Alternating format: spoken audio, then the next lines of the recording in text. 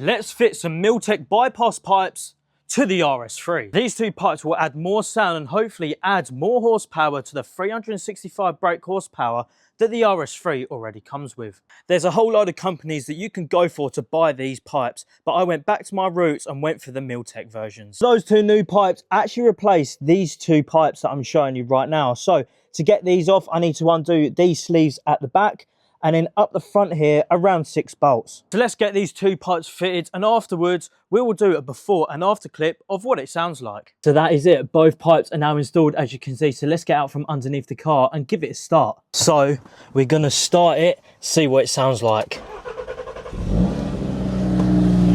Oh yeah.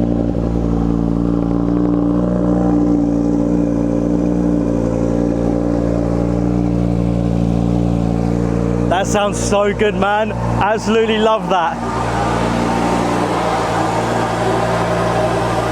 So I'm currently out in the RS3. I'm gonna set you guys up right at the back of the car just so you can hear how good this thing now sounds.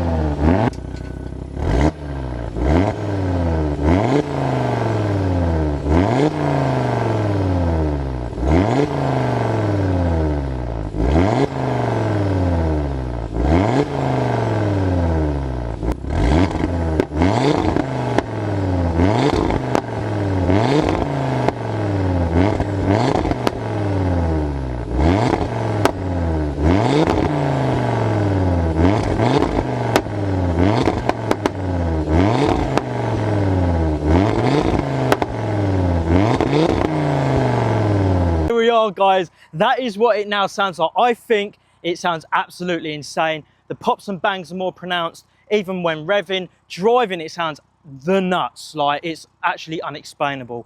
But yeah, that is it. If you want to make your RS3 a lot louder, do exactly what I've just done in this video.